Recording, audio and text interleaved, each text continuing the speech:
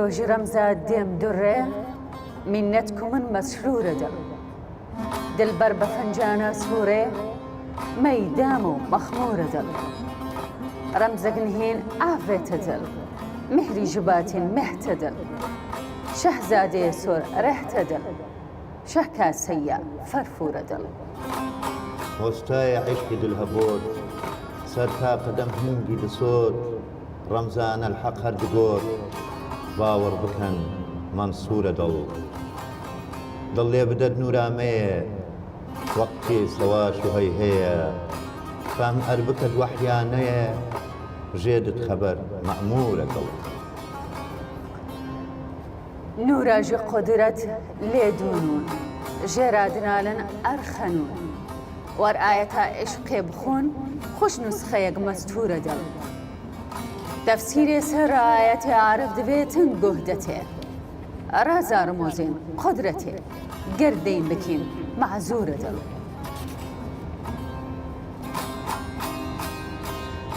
شۆخ و شەپالە لە بژقان ئەو نازکە وێ قەنجوڕان وێ دڵ ژ دڵ دڵدا و خوان ئیرۆ یەقین ڤەفورە دڵ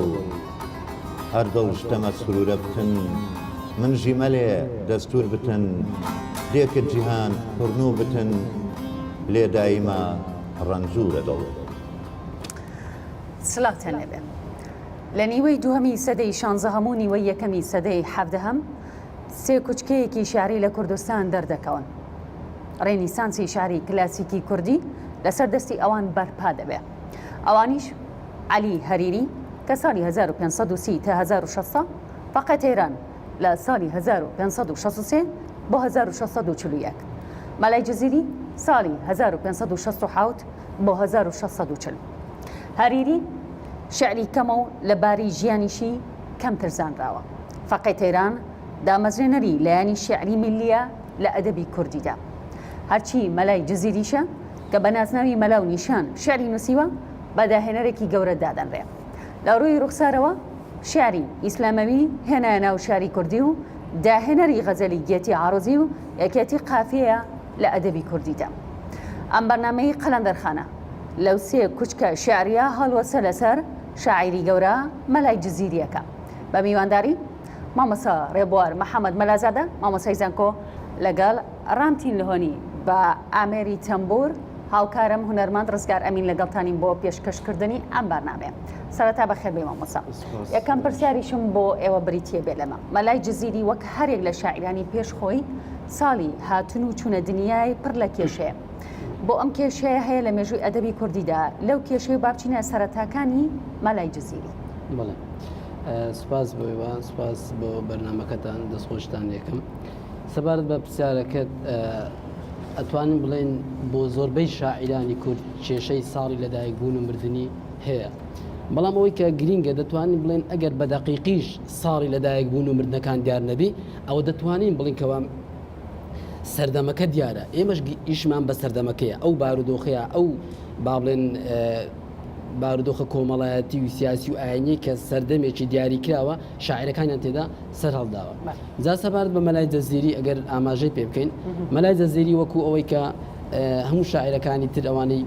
با بڵێن دوای مەلای جەزیریش کێشە لە ژیانی لەدایکبوون و مردنی هەیە بەڵام ئەوەی کە ساغ بووتەوە لەم ئاخیرانە دکتۆر مارۆ خەزنەدار ساغی کردوتەوە بە پێی پشبەستن بە هەموو سەرچاوەکان ئەوە ڕوون بووتەوە کە مەلای جەزیری لە ساڵی 1567 لەدایک بووە و لە ساڵی 1630 کۆچی دوای کردووە جاوەکو باز دەکرێت سەرەتا مەلای جەزیری لای باوکی دەستی بە خوێندن کردووە خوێندنی سەرەتایی کە خۆی لە سیپارە زوعەمە و ئەو خوێندنە بیدایانە دەبینیتەوە دوای ئەمەش بە پێی دابی ئەو کاتە کۆمەڵێک شوێن گەڕاوە بۆ مەبەستی خوێندنی ئەو کاتی ئەوە بووە لە هەر شوێنێک مەلایەکی باش هەبووە ئەمانە ڕویان لەو شوێنە کردووە بۆیە مەلای جەزیری دەڵێت چۆتە ئامێدی و ئامەد و توێتە زۆر جۆلە مەرگ و زۆر شار و بابلن شارۆزکە و شوێنی تری کوردستان گەڕاوە بۆ مەبەستی خوێندن هەتا وەکو دواتر لە سەرباڵ ئیجازەی 12 علمی مەلایەتی لای مەلاتەها وەرگرتووە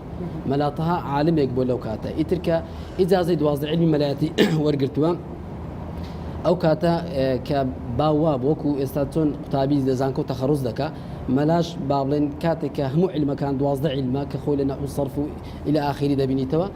ئەمانێک کە تەواو دەکرد لای مەلایەکی مدەڕیس ئیجازەی 12 علمی مەلایەتی وەردەگرت ئیتر مەلای جەزیریش لای مەلاتها ئەو ئیجازەی وەرگرتووە کە خۆی لە 12 علمی مەلایەتی دەبینیەوە بەڵام ئەو علمانەی کە مەلای جەزیری خوێندوێتی ئەگەر بەراوردی بکەین بێستا وەکو علمەکان ئێستا نەبووە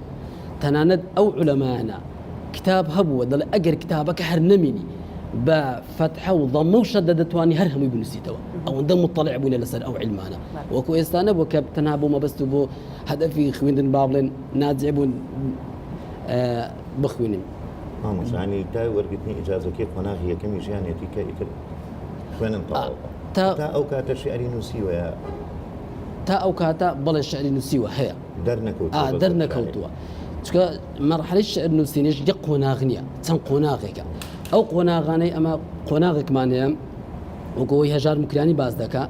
یعنی لە قۆناغ شاعر لە هەموو قۆناغی بیدایی کۆمەڵە شعری چێ زۆر کرد و کاڵە ڕەنگە ئەو شعرانەی هەر ینی شاربیتەوە یان بفەوتێنی نەچۆتە ناو دیوانەکە یا هەر فەوتاوە بەڵام کاری تەدریس و شعر نووسین و کاری دانان دوای ئیجازەی 12 علمی مەلایەتی دەستی پێ کردووە زیاتر بۆی بچینە ناو دنیای شعری ئەمە پێشێکێکە زۆر سپاسیان هەبووکردنەوەی سەریعی باش بوو لەسەر ژیانی ئەو سەرەتاکانی ئێمە دوو جۆر لە سێکوچکەی شعریمان هەیە لە مێژووی ئەدەبی کوردیە سێکوچکەیەک ئەوەی کە ئێستا باسمان کرد ئەوەی سازەخان ئیشارەتی پێ سێکوچکەی کوردستانی باکوورە کە لە فەقە قەیران و عەلی هەریری و مەلای جەزیری دروستە بێت لە چەند سەد ساڵە دوای ئەوە لە کوردستانی باشوور عینی سێکوچکە دووبارە ئەبێتەوە بەڵام لە شوێنێک و سەردەمێکی تر کە ئەمارەتی بابانە دیارە ئەمارەتەکان کە ئەو ئەمارەتانی کە گرنگیان بە شعر و بە خوێندن و بە لایانی کەلتورا بێ ئەو شوێنانە زۆرتر شاعیر و بیرمەند و یا بزوتنەوەی شعریکەیە بەێستر بووە ئەمارەتی بۆتان کە هاو سەردەمی ئەو سێکوچکەیە ئەو چۆن بووە لەگەڵ ئەو دنیا شعری بێگومان ئەو سێکوچکەی کە لە عەلی هەریری و فەقێ تەیران و مەلای جەزیری پێکدێ لەگەڵ نالی و سالم و کوردی جیاوازیان زۆرە بەڵام تقریبا دەتوانین هەردووچیان بە سێکوچکە دابنێن لە هەردوو ئەمارەتەکان مەسەن بابان و بۆتان سەبارەت بە بابان و بۆتان هەردووچیان ینی پاڵپشتێکی زۆر بە قووەت بوونە بۆ ئەم شاعیرانە سەبارەت بە کرمانجیرو ئەوە بوو کە دوای شەڕی چاڵدێران ئەمە نابێ ئەوە لە بیرکەین دوای شەڕی چاڵدێران کە لە 1514 کشوماتیەک لەو دەڤەرە ڕووی داوە ئەم کشوماتیە ئەوە بووە کە ئەمانێک و هێمنیەک و ئاوەدانکردنەوەیەک لە هەموو ڕوویەکەوە ڕووی لەو ناوچەیە کردووە لە جەزیرەی بۆتان جار لەو ماوەیە دەست کراوە بە ئاوەدانیکردن و دروستکردنی مزگەوت و حجرە و چەندین مزگەوت و چەندین مەدرسەی تێدا دروست کراوە و میرەکان ئەوە بوو کە با بڵێن دەستەڵاتێکی خۆجێیان پێدرا بوو لەو ناوچەیە میری بۆتان ئەوانە هەستان بە ئاوەدانکردنەوەی ئەو شوێنانە و لە پاڵ ئاوەدانکردنەوە و با بڵێن سەرهەڵدانی ئەدەبیاتیش دێتە کایەوە ئەدەبیات لەوێن دەرەوە هاتە کایەوە کاتێک میرەکانی بۆتان دەستیان بە دروستکردنی مزگەوت و قوتابخانەی زۆریان دروست کرد و پرۆسی تەدریس بەڕێوە چوو و هەروە هۆکاری بازرگانی ڕووی تێوێ کرد و کۆمەڵێک هۆکاری دیکە بوو ئیتر وای کردکەوە ئەم بزوتنەوە شعریە لەوێن دەر بێتە کایەوە لەوێن دەرەوە میرەکان پاڵپشتی شاعیرەکان بوون ئەمە یەک دوو نابی ئەوەشمان لە بیرسی ئەو میرانە لە دیوەخان و لە شوێنی خۆیان یعنی سیاست دەتوانم بڵێم وەکو ئەو سیاسەتی ئەو کاتی وەکو ئێستا نەبووە هەر میرێک شاعیرێکی تایبەتی خۆی هەبووە نەک شاعیر ئەتوانم بڵێم قوتابخانەیەکی شعری تایبەتی خۆی هەبووە لە دیوەخانی خۆی لە شوێنی خۆی و حکایەت خوانی تایبەتی خۆی هەبووە پاڵپشتی کردووە عولەما و عالمی تایبەتی خۆی بووە نەک هەرمیر ئاغایەک لە گوندێکیش شاعیر و مەلاو یعنی کوێخاو هەموو ئەوانەی تایبەتی خۆی هەبووە و لە هەموو ڕوێکەوە پاڵپشتی کردووە ئەو پاڵپشتیە و ئەم بزوتنەوەی لێشین بوو کە ئێستا با بڵێن ئێمە باسی لێوە دەکەین زۆر باشە لە دوای ئەم تەوەرەوە ئەچینە ناو دنیای شعری جەزیری بەس با سازەخان شعرێکمان بۆ بکەین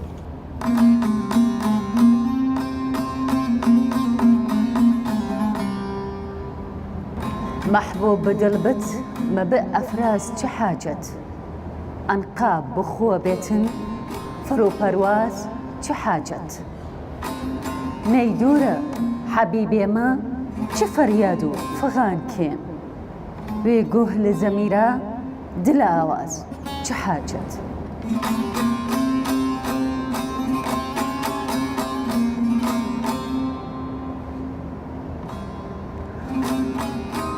دڵدان و نەوازش چنە دوشنیان بەسن من پەر دەرد و جەفا حرمەت و عەزاز چه حاجەت سوعبەت بەمەی و چەنگێ حەبێبێ مەڤێتن فەریاد و فغانێ منە بەساز چه حاجەت گەر لؤلؤی منصور منتور ji nezmê te dixwazî wer şerê melê bîn te be Şîraz çi hacet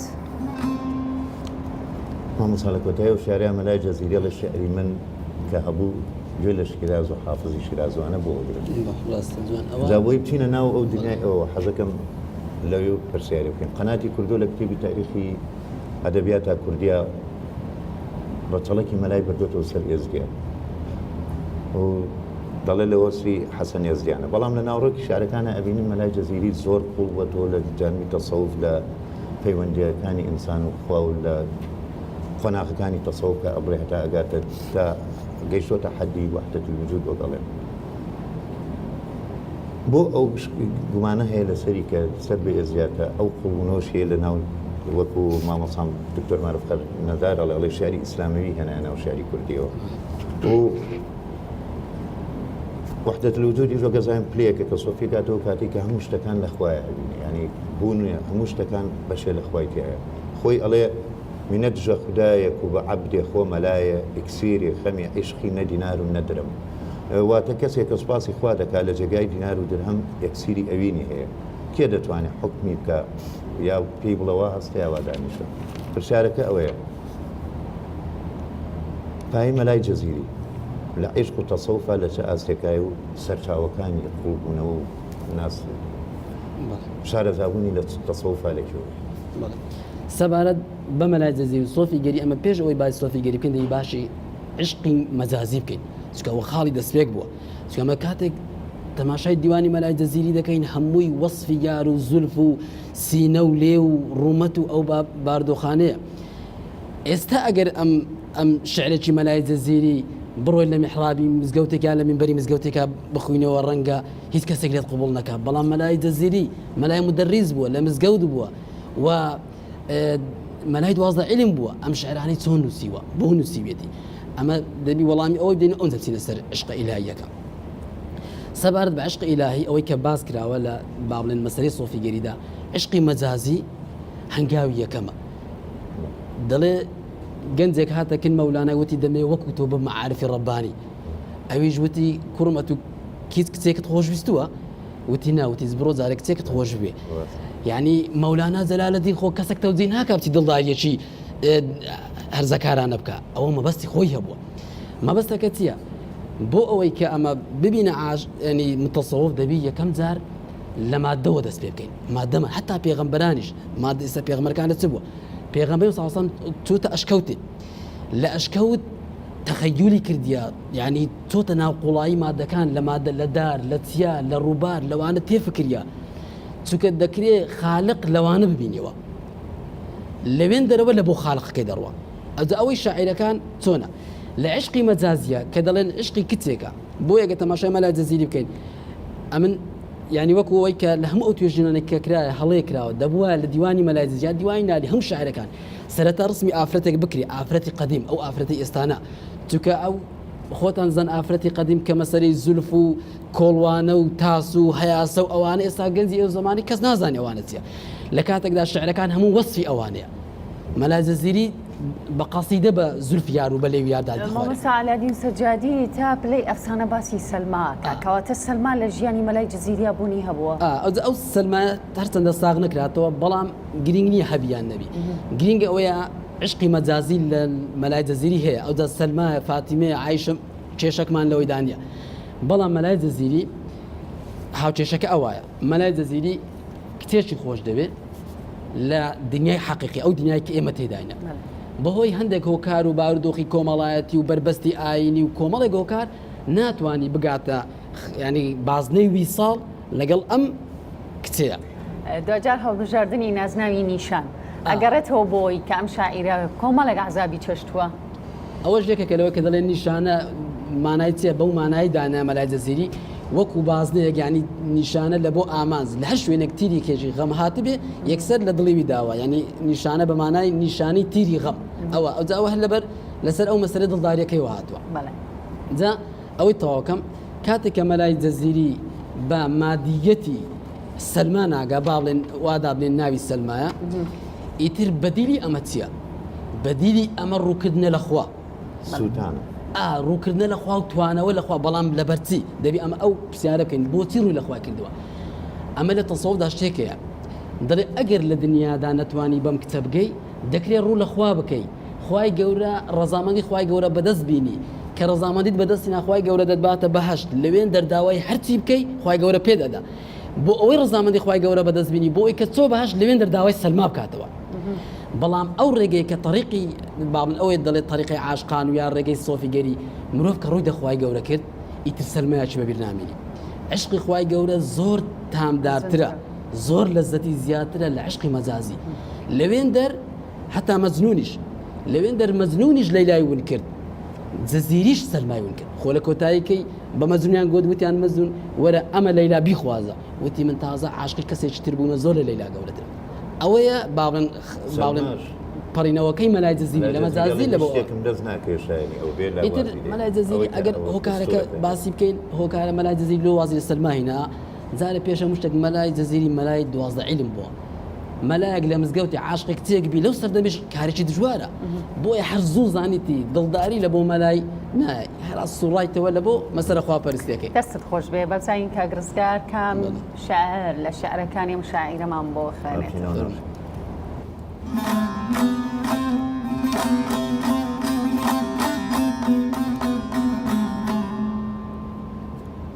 وێست پێدا ji بورجێ قەوس ئەبروونمان دنماهێنە و خۆش لە قەوسی ئەبروان وێرا کشاندنما هێنە و گۆشێن نونان سەر بادان ji قەوسێ بێوەتەر میسلی ئەنگوشتا نەبی سەد سیڕ بەیان دنماهێنە و کەشفی بەدرا تەمام ئەحسەن ji بالا تەڵعەتێ ژەستی وادا گەزمەیان چەرخێ ڕەشاندنماهێنە و وێلوەچخی ئافتابێ گاهی کفش و گایە خاف عارفێن ئەهلێ بەسارات حەیرانێن ماهێ ئەو ملدزانم دانەبەر قەوسێ هیلالی گوش هەزار لەو ژبالە گوشێن نونا لەباندن ناهێنە و ئەس دەبێژم دێ لە من دیسە جەگەر سەد پارەکەن گوێ میزان هەردوو شیرازی جەپانتن ماهێنە و داخڵێ مەجلیس بوویە ئیشەف نیشانێ لەو کوخاف جامی ڕوحانی لە ئەهلێ دڵ نەشاندن ماهێنە و بەڵێ مامۆستا شتێک کە دووبارەیە لە نێو شاعیرانی سۆفیزمدا بە عەرب و فارسەوە لای کۆمەڵێک لە شاعیرانی خۆشمان دووبارەیە کە هەنێک ئاماژەیە کە ئاماژەکانیش دنیایی و بەرجەستەین لە ژیانی مرۆڤدا بەڵام ئەمان ئەیبەنەوە بۆ خوددا بۆ نمونە من یەک دوو نمونەم لە بەردەست هەیە کە ئەمێ ئاماژەی پێبم یەکەمیان خەراباتە کە لە دیدی ئیسلامەوە شوێنێکی فاحیشە و خراپەکاریە بەڵام سۆفیەکان بۆ پاکبوونەوە پەنیان بۆ بردووە لە بەکارهێنانیدا دوای ئەم ساقیەواتە مەیگێر کە حرام کراوە لە قورئانە و لای سۆفیەکان خۆشەویستی و دنیابوونی ذاتی خوا و شێخ و ڕێبەرە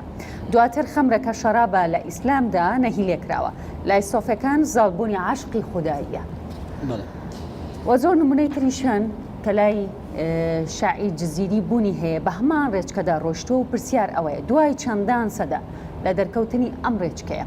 سۆفیزم و بەکارهێنان لە شێعردا ئێمەش بە چ باڵ پشتێکی معریفی و ئاینیەوە ئەبێت هەمان خوێندنەوەمان هەبێت و وێنا کراوە دنیای و خوداییەکان بەو تێکەڵاویەوە ئەگەرمانەیە بیخوێنین و چۆن دەیخوێنینەوە بەڵێ سەبارەت بەو چەمک و زاراوانە کە هەیە خۆتان دەزان ئەو چەمک و زاراوانە لە شوێنەکانی دیکە واتای دەگۆڕێ ئەوە مەدلولی جیاجیای هەیە مەسەلەن لە هەر چەمچێک وەرگریا زاراوەیەک وەرگێ لە کۆمەڵایەتی لە ناو بابلێن لە کۆمەڵناسی واتایە چیە لە ناو سیاست واتایە چیە ناو ئاینی واتایە چیە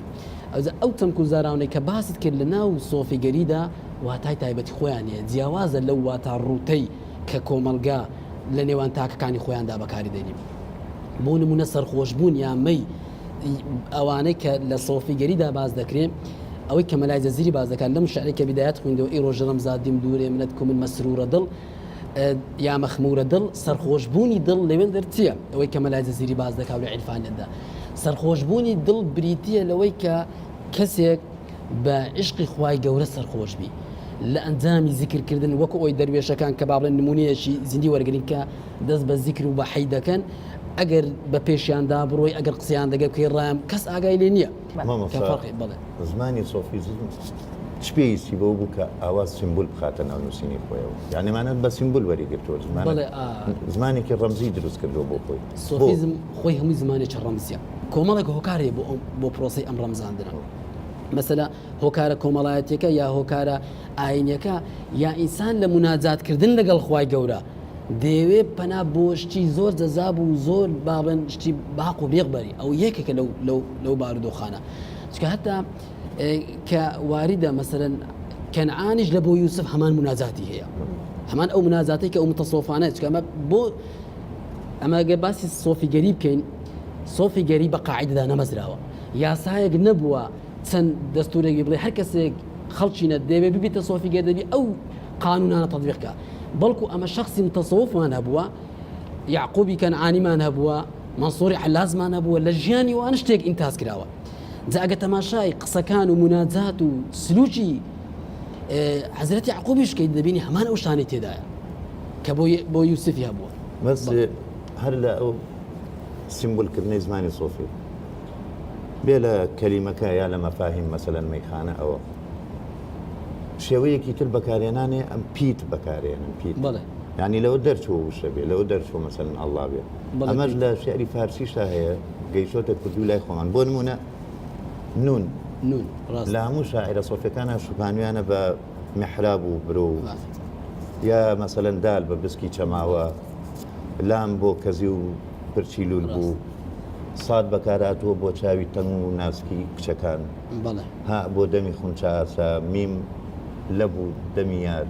ئەمە دووبارەیە ینی ئەتا لە دوای جەزیری شەو تاگە بەنالی ئەمە هەر بەکارێتەوە بۆ ئەم زمانە پیرۆز کراوە ینی ئەمە زمان پیرۆزکردنی زمانی قورئانە چیە بەڵێ ئەمە شاعیرەکان کە باش شاعیرەکان کە نای باسی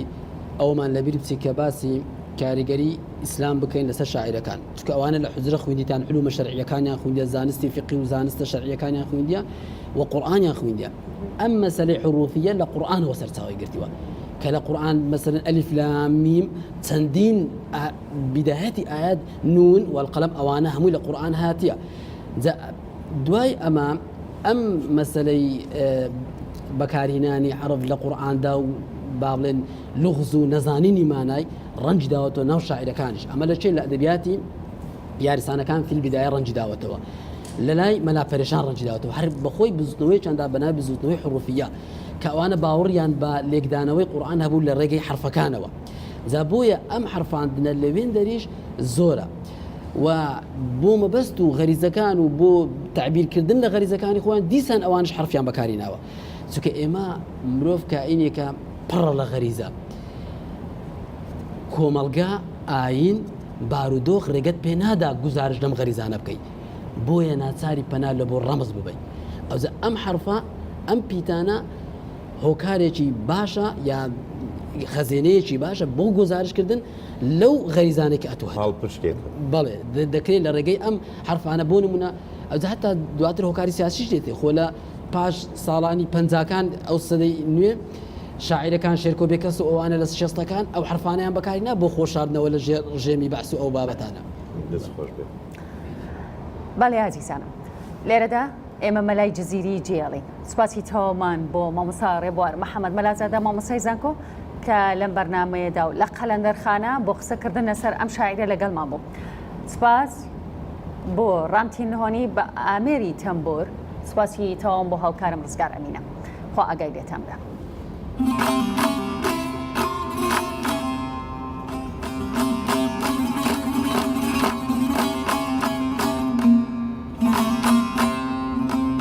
شۆخ و شەنگێ زوهرە ڕەنگێ دڵژمن بەر دڵژەمن ئاوریان هەیبەت پلەنگێ دڵژەمن بەر دڵژەمن وێشە پالێ میچخالێ دیم دوورێ گەردەن شەماڵێ جەبهەتە بسکان سەما لێ دڵژەمن بەر دەلی من زولف و خاڵان نون و دالان وان ژمن دڵ بەر بەتاڵان گۆشەیە قەوسی هیلالان دڵژمن بەر دڵژمن دێم نەدیرێ بۆ عەبیرێ خەمروگی سوحەریرێ چی نەکرد ئامان جێتیرێ دڵژمن بەر دڵژمن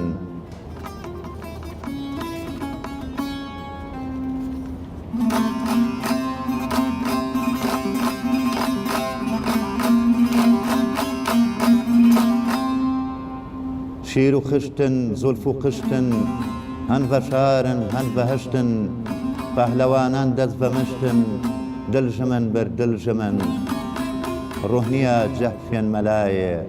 ئەو تەجەلایە تەدایە یاژە ئەحمەد دڵڕەبایە دڵژمن بەر دڵژمن